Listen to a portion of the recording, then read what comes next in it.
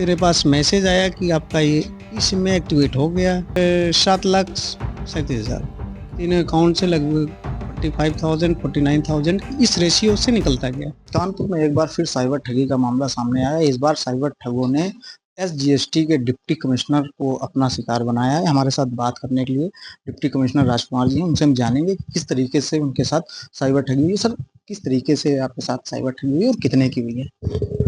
हमने अपना mobile number जियो customer care पर बात करके इसी में एक्टिवेट कराना का प्रयास किया था। ऑनलाइन एप्लीकेशन दाखिल किया था। तो करीब 5-6 महीने बाद मेरे पास कॉल आता है जियो सेंटर लिखा हुआ। तो उसमें जो है वो एक्टिवेट कराने के लिए मैंने हाँ कर दिया और फिर तेरे पास मैसेज आया कि आपका ये इस में एक्टिवेट हो गया। और फिर मेरा मोबाइल नंबर फिर बंद हो गया, डेड हो गया। मुझे फिर अगले दूसरे तीसरे चौथे दिन छुट्टी थी, तो मैं फिर कहीं बैंक में या कहीं कोई पता कर नहीं पाया। और उसी में मेरा आधार का नंबर जुड़ा हुआ था, तो मैं न्यू सिम भी नहीं ले पाया। कस्टमर केयर वाले कहे कि आप अगर ई सिम नहीं चल रहा है तो आप दूसरा नंबर ले लीजिए, उसी नंबर फिजिकल। मैं फिजिकल नंबर लेने गया तो पता चला कि आधार पर ओटीपी आएगा।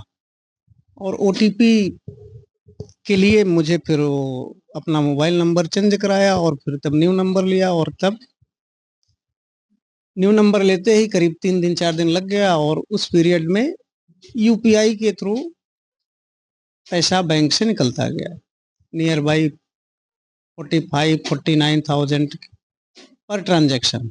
और कैसे आपको जानकारी हुई कि आपके साथ ठगी हुई? रहा और शंका हुआ, और मेरा फोन डेड था, तो मुझे शंका हुआ कि हाँ, ये कहीं ठगी का शिकार तो नहीं हो गए। कितना पैसा गया आपके खाते से निकला है? करीब 7,37,000। एफआईआर कराई, पुलिस के अधिकारियों से बात हुई? एफआईआर कराई, साइबर सेल पर रिपोर्ट दर्ज कराई, ऑनलाइन सब रिपोर्ट दर्ज होती है।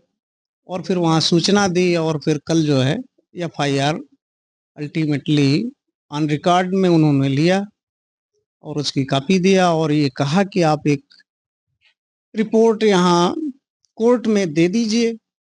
रिपोर्ट के गाइडलाइन के अनुसार आपको जो भी पैसा होल्ड हुआ होगा वो मिलेगा। कितने की ठगी हुई है आपके साथ? कितना खाते से पैसा निकाला गया? 7,37,000। ये तीन अकाउंट में ये मोबाइल नंबर यूपीआई के लिए अटैच था।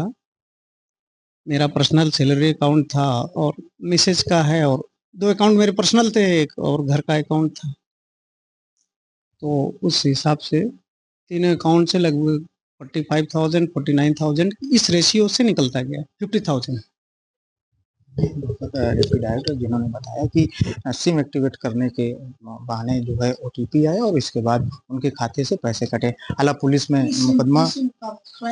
मुकदमा दर्ज कर लिया गया है। पुलिस का कहना है कि जल्दी आरोपियों की गिरफ्तारी की जाएगी, जो पैसा है वो होल्ड कराया जाएगा और वापस दिलाया जाएगा। डेट 31 जनवरी 2025 को साइबर थाना क्राइम ब्रांच में एक राज्य कर विभाग के अधिकारी की कंप्लेन आई कि उनके साथ करीब 7.3 लाख का साइबर फ्रॉड हुआ है।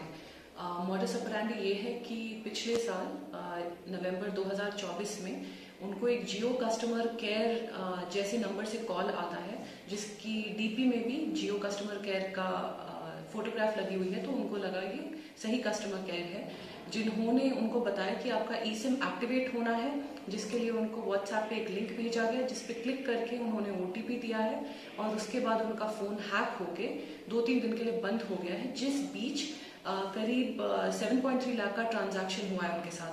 उन्होंने त्वरित ही रेल बाजार में इसकी प्रारंभिक कंप्लेन की, जिसमें कुछ अकाउंट्स होल्ड किए जा चुके हैं। और उस जांच के बाद जैसे ही साइबर क्राइम ब्रांच में हमारे पास आया है, तो हमने फ्रॉड और आईटी सेक्शन के अंडर मुकदमा लिखा गया है 5/2025 और आगे की कार्रवाई की जा रही है।